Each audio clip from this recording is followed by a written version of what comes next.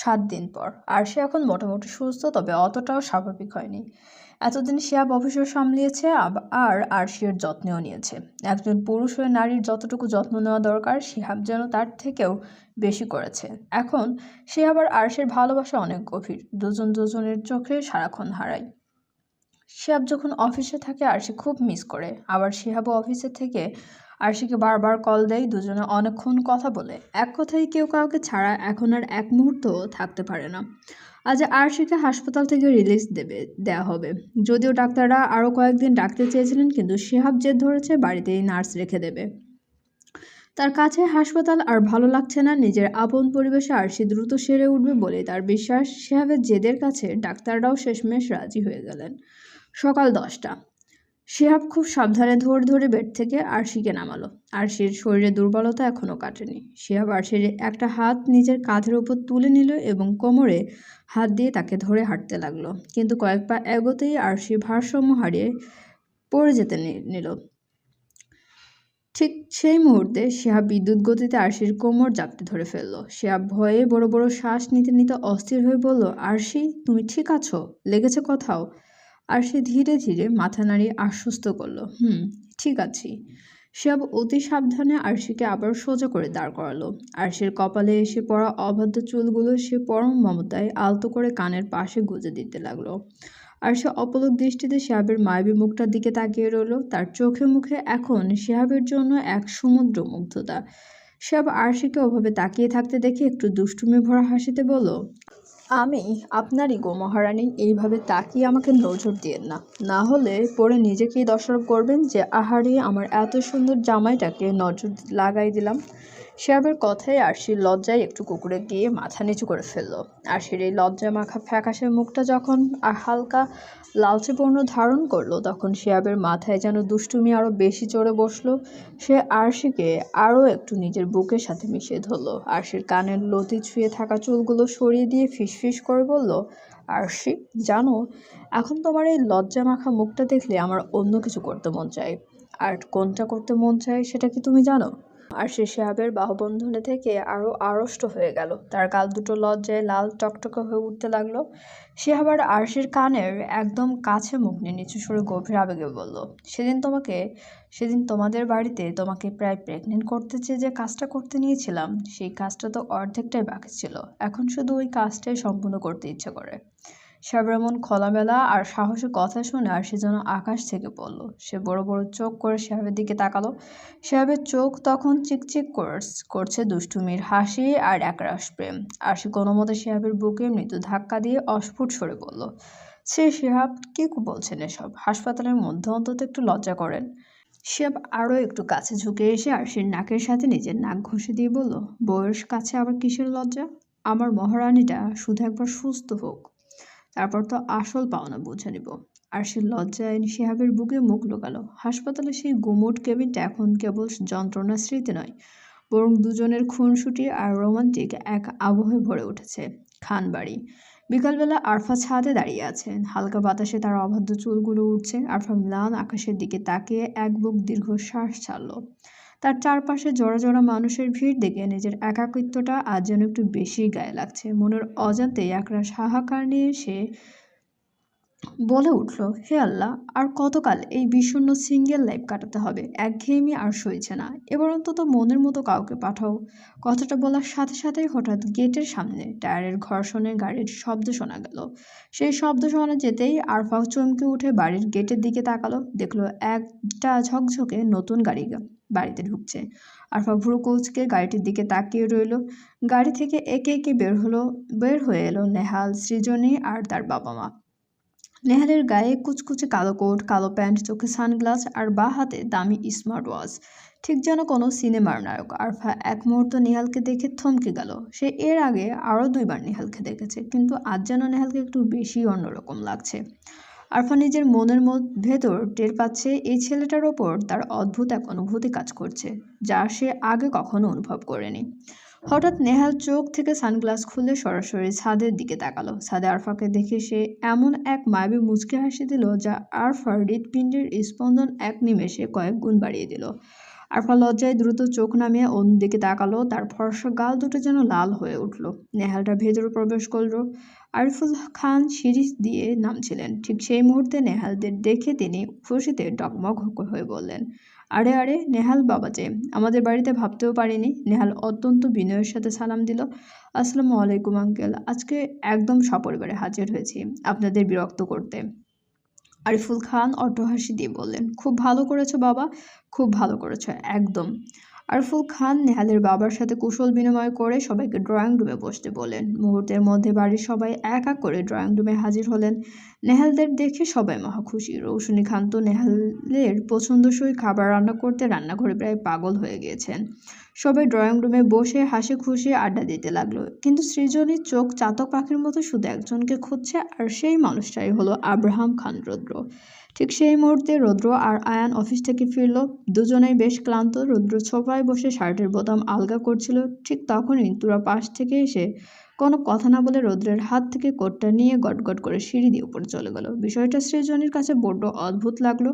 রুদ্রের জিনিস এই মেয়েটা এত অধিকার নিয়ে নিল কেন? পর মুহূর্তে সে চিন্তাটা ঝেড়ে ফেললো। ভাবলো হয়তো ছোট বোন হিসেবে ভাইয়ের যত্ন করছে। সবার আড্ডার মাঝেই হঠাৎ নেহালের বাবা পরিবেশটা একটু গম্ভীর করে সবার উদ্দেশ্যে বললেন, অনেক তো গল্প হলো, যে কারণে আজ আসা সেই আসল কারণটাই তো বলা হলো না। আনোয়ার খান উৎসুক হয়ে বললেন, হ্যাঁ ভাই সাহেব, বলেন, কি বলবেন? নেহালের বাবা নেহালের কাঁধে হাত রেখে সগর্বে বললেন, আসলে আমার ছেলেটা আপনাদের বাড়ির একটা মেয়েকে নিজের অর্ধাঙ্গিনী করতে চাই। যদি আপনাদের কোনো আপত্তি না থাকে, তবে আরিফুল ভাই সাহেব ছোট মেয়ে আরফার সাথে আমার নেহালের বিয়ে দিতে চাই। কথাটা শোনা মাত্র ড্রয়িং রুম থেকে আনন্দের বিদ্যুৎ খেলে গেল। আরিফুল খান খুশিতে সোফা থেকে প্রায় লাফিয়ে উঠে বললেন, আপত্তি কেন থাকবে? নেহালের মতো হীরের টুকরো ছেলের সাথে আমার মেয়েকে বিয়ে দিতে পারবো, এটা তো আমার জন্য সৌভাগ্যের ব্যাপার। আরিফুল খান এবার আনোয়ার খান এবং আশিক খানের দিকে তাকিয়ে সম্মতির আশায় বললেন, তোমরা কি বলো ভাইয়ারা, তোমাদের অমত নেই তো কোনো? আনোয়ার খান হাসতে হাসতে সম্মতি দিয়ে বললেন, আরে আপত্তি কেন থাকবে? নেহালকে তো আমি অনেক আগে থেকেই চিনি। নেহালের মতো যোগ্য আর মার্জিত ছেলের সাথে আমাদের আরফার বিয়ে হলে মেয়েটার জীবনটা একদম সার্থক হবে। এর চেয়ে খুশির খবর আর কি হতে পারে? আশিক খানও মাথা নেড়ে সায় দিয়ে বললেন, ঠিক বলেছ ভাইজান, আমাদের কোনো আমত নেই। এরপর আনোয়ার খান, তনুজা খান আর হিমি খানের দিকে তাকিয়ে হুকুমের সুরে বললেন, এই যে ছোট বোনরা, তোমরা দুজন দেরি না করে জলদি ছাদে যাও আর আমাদের আরফাকে সাজিয়ে গুজিয়ে ড্রয়িং রুমে নিয়ে আসো। বড়দের কথার মাঝে তিথি আর নিজেকে ধরে রাখতে পারলো না। সে এক দৌড়ে সিঁড়ি ভেঙে ছাদে উঠে এলো। দেখলো আরফা তখন গ্রিল ধরে আনমনে দূর আকাশের দিকে তাকিয়ে আছে। নিজের সিঙ্গেল ভবিষ্যৎ ভাবনায় সে বিভোর। তিথি দুষ্টুমি করে নিজের চুলের বেনুনিটা স্টাইল করে ঘোরাতে ঘোরাতে গাইতে শুরু করলো, মনটা আমার উড়ু উড়ু, বুকটা ফেটে তরু তরু, আহা আমার আপুর বিয়ের লগ্ন এলো রে, আমার আপুর বিয়ের লগ্ন এলো রে। তিথির এমন আজব আর সুর করে গান গাওয়া দেখে আরফা হকচকিয়ে গেল। সে অবাক হয়ে তিথির দিকে তাকিয়ে বলল, কি হয়েছে রে তোর? পাগল হয়ে গেছিস নাকি? কিসের বিয়ের লগ্ন? তিথি একগাল হাসি দিয়ে আরফার দুই হাত ধরে নাচতে নাচতে বলল, পাগল আমি হইনি আপু, পাগল হয়েছে ওই যে নিচে বসে থাকা নেহাল ভাইয়া। উনি ওনার বাবা মাকে নিয়ে এসেছেন তোমাকে নিজের বউ করে নিয়ে যেতে। নিচে তো বিয়ের কথা পাকা হচ্ছে, চলো জলদি, আমরা তোমাকে নিতে আসছে। তিথির কথা শুনে আরফার মনে হলো তার মাথায় যেন হঠাৎ আকাশ ভেঙে পড়লো। নেহাল তাকে নিজের অর্ধাঙ্গিনী করতে এসেছে এবং নিচে রীতিমতো বিয়ের পাকা কথা চলছে। এটা যেন তার কল্পনারও বাইরে ছিল। আরফা মুখ ফুটে কিছু বলতে চাইলো, কিন্তু তার আগেই তনুজা খান আর হিমি খান ছাদে এসে হাজির হলেন। হিমি খান হাসি মুখে আরফার দিকে তাকিয়ে বললেন, আরফা নিচে চল মা, সবাই তোর জন্য অপেক্ষা করছে। আরফার বুকের ভেতরটা তখন ধরফর করছিল। তিথি পাশে দাঁড়িয়ে মুখ টিপে হাসছে আর ভুরু নাচে ওকে খেপাচ্ছে। তনুজা খান আর হিমি খান মিলে পরম যত্নে আরফাকে একটা সুন্দর শাড়ি পরিয়ে দিলেন। আরফা নিজেও আয়নার সামনে দাঁড়িয়ে হালকা একটু সাজিয়ে নিল নিজেকে। সত্যি বলতে তার মনটা কিন্তু খুব একটা খারাপ লাগছে না, কারণ নেহালকে তারও বেশ ভালো লাগে। কিন্তু হুট করে এভাবে বিয়ে হয়ে যাবে ভাবতেই তার মনে হচ্ছিল সিঙ্গেল লাইফটাই বুঝি বেশি ভালো ছিল। সাজগোজ শেষে আরফাকে নিচে ড্রয়িং রুমে নিয়ে আসা হলো। আরফা অত্যন্ত জোরসোর হয়ে মাথা নিচু করে ঘরে ঢুকলো এবং উপস্থিত সবাইকে নিচু স্বরে সালাম দিল। সবাই খুশি মনে সালামের উত্তর নিয়ে তাকে বসতে বললেন। আরফা আনোয়ার খানের পাশের সোফাটায় মাথা নিচু করে চুপচাপ বসলো। এদিকে নেহাল কিন্তু এক মুহূর্তের জন্য আরফার ওপর থেকে দৃষ্টি সরাতে পারছে না। সে এক ধ্যানে তাকিয়ে আছে এই মায়াবী মেয়েটির দিকে। নেহালের মনে পড়ে গেল আরশির বিয়ের সেই বৌভাত অনুষ্ঠানের দিনটির কথা। নীল শাড়িতে আরফাকে যখন সে প্রথম দেখেছিল, সেই দিনেই সে মেয়েটির প্রেমে পড়ে গিয়েছিল। সে তখনই মনে মনে ঠিক করেছিল এবং নিজের বাবা মাকেও জানিয়ে রেখেছিল ছুটি পেলে সে আরিফুল খানের ছোট মেয়ে আরফাকে নিজের করে নেবে। এখন নেহালের হাতে অনেক দিনের ছুটি, আর এই সুযোগটাই সে হাতছাড়া করতে চায় না। অনেকের মনেই হয়তো প্রশ্ন জাগছে, এই নেহাল আসলে কে? যারা নির্লজ্জ ভালোবাসা গল্পটি শুরু থেকে পড়েছেন তারা নিশ্চয়ই মনে আছে নেহাল আগে এই গল্পে ছিল। নেহাল পেশায় একজন পাইলট। সেই নেহাল যে তুরাকে রৌদ্রের কাছে যেতে সাহায্য করেছিল। তবে আজ সে কোনো সাহায্যের গল্প নয়, বরং আরফাকে আজীবনের জন্য নিজের করে নেওয়ার গল্প লিখতে এসেছে। নেহালের বাবা আরিফুল খানের দিকে তাকিয়ে হাসি মুখে বললেন, ভাই সাহেব, মেয়ে তো সামনেই আছে, এখন যদি আপনারা অনুমতি দেন তবে আমরা বিয়ের তারিখটা নিয়ে একটু আলাপ করতাম। আনোয়ার খান মুখে চওড়া হাসি ফুটিয়ে অত্যন্ত তৃপ্তির সাথে বললেন, অবশ্যই, শুভ কাজে দেরি করার কোনো মানেই হয় না। বড়দের সম্মতিতে এবং সবার হাসি মুখে উপস্থিতিতে মুহূর্তের মধ্যে আরফার বিয়ের দিনক্ষণ চূড়ান্ত হয়ে গেল। ঠিক করা হলো সামনের জানুয়ারির 7 তারিখ, অর্থাৎ আগামী শুক্রবার হবে বিয়ের মূল অনুষ্ঠান এবং তার আগের দিন বৃহস্পতিবার ঘটা করে হবে আরফার গায়ে হলুদ।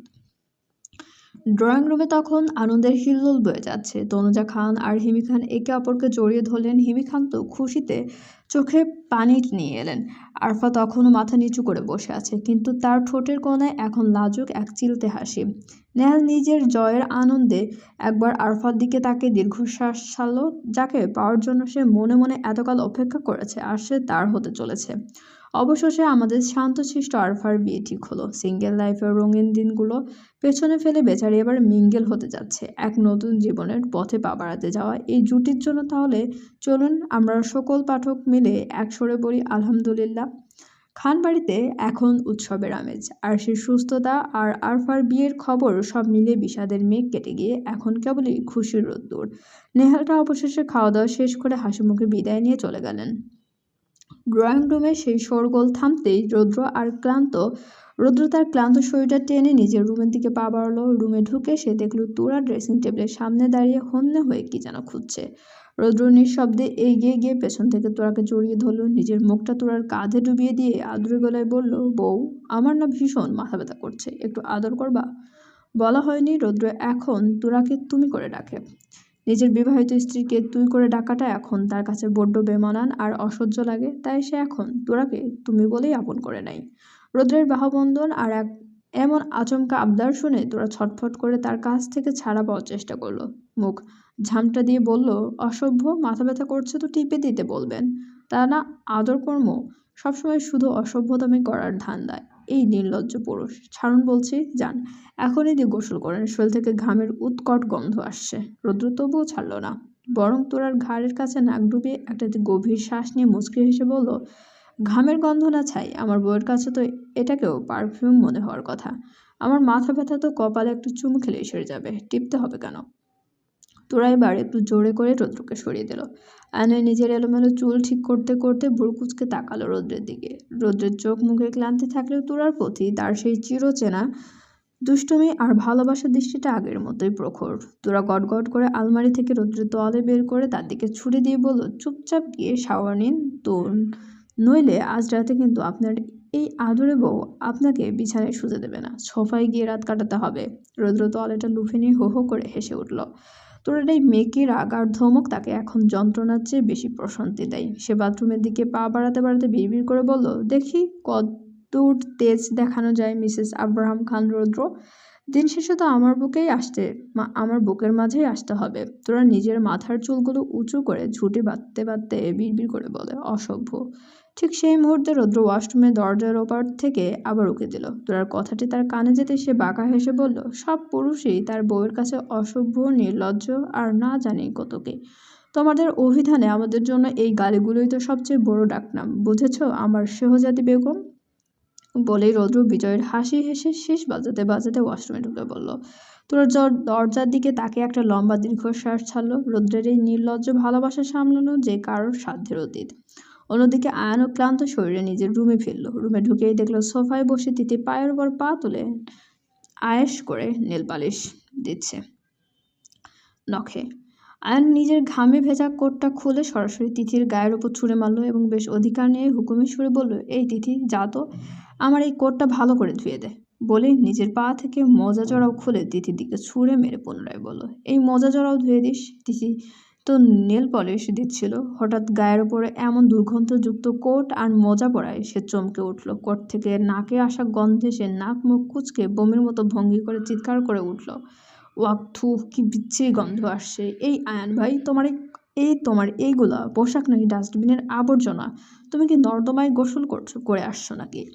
তিথি নিজের নাক চেপে ধরে এক হাত দূরে সরে গেল। আয়ান ততক্ষণে সোফায় গায়ে এলিয়ে দিয়ে চোখ বন্ধ করে ফেলছে। সে হাসতে হাসতে বলল, অফিসের খাটুনি কি জিনিস সেটা তুই বুঝবি না রে রাক্ষসী। এখন বেশি বকবক না করে কাপড়গুলো নিয়ে ভাগ এখান থেকে। কথাটা বলেই আয়ান শার্টের বোতামগুলো খুলতে খুলতে তিথির দিকে আর চোখে তাকালো। তার ঠোঁটের কোণে লেগে থাকা সেই বাঁকা হাসিটা দেখে তিথির গা চলে যাচ্ছিল। আয়ান শার্টটা পুরোপুরি খুলে একটা ঝাপটা দিয়ে তিথির গায়ের উপর ছুঁড়ে মারলো, যা পেতনি, এই শার্টটাও ভালো করে ধুয়ে দিস। তিথি শার্টটা কোনো মতো দু হাতে ধরে নিজের নাক কুচকে ধরলো। ঘামের গন্ধে তার দম বন্ধ হওয়ার জোগাড়। সে রাগ ফুঁসতে ফুঁসতে কোমরে হাত দিয়ে বলল, সব তো দিয়েই দিছো, তাহলে প্যান্ট কেন বাদ রাখছো? প্যান্টটাও খুলে দিয়ে দাও, এটাও ধুয়ে দিই। তিথি ভেবেছিল এই কথা শুনে আয়ান হয়তো লজ্জিত হবে, কিন্তু আয়ান তো আয়ানই। সে একটু বিচলিত না হয়ে বরং সোফা থেকে উঠে এক পা এগিয়ে এলো, নিজের প্যান্টের বেল্ট হাতে রেখে অত্যন্ত স্বাভাবিক ভঙ্গিতে বলল, তুই যখন এতই রিকোয়েস্ট করছিস তাহলে প্যান্টটাও খুলে দিতে পারি, দাঁড়া দিতাছি।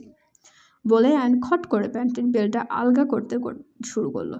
তিথির চোখ যেন কপালে উঠল। সে কল্পনাও করতে পারেনি আয়ান এত বেশি নির্লজ্জ হতে পারে। তিথির সাথে সাথে সে দুই হাত দিয়ে নিজের চোখ শক্ত করে চেপে ধরলো। সে দাঁত চেপে রাগে কাঁপতে কাঁপতে বলল, অসভ্য, বেহায়া, নির্লজ্জ পুরুষ, আমি জীবনে তোমার মতো এমন পুরুষ একটাও দেখেনি। একটুও কি লজ্জা নেই তোমার?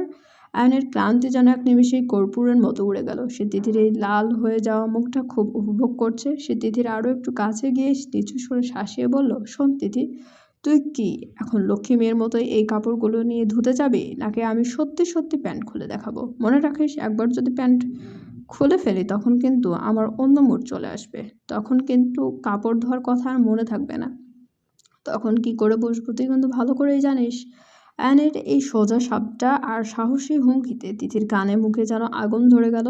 লজ্জায় সে আর এক মুহূর্ত সেখানে দাঁড়ানোর সাহস পেল না। সে দ্রুত আয়ানের সেই শার্ট আর কোটগুলো এক হাতে আঁকড়ে ধরল। রাগে ফুঁসতে ফুঁসতে তিথি বাথরুমের দিকে পা বাড়ালো। সে মনে মনে হাজারটা গালি দিচ্ছে আয়ানকে। আর এদিকে আয়ান আবারও সোফায় গা এলিয়ে দিয়ে তিথির যাওয়ার পথের দিকে তাকিয়ে একটা তৃপ্তির হাসি দিল। নিজের কপাল মুছে সে মুচকি হেসে বিড়বিড় করে বলল, পাগলি একটা, তোকে শাস্তা করার এই মোক্ষম ওষুধটা আমার বেশ ভালোই জানা আছে। চলবে। গল্পটি আপনাদের কেমন লাগছে অবশ্যই কমেন্ট করে জানাতে ভুলবেন না এবং চ্যানেলটি সাবস্ক্রাইব করে আমাদের সঙ্গে থাকুন। ধন্যবাদ।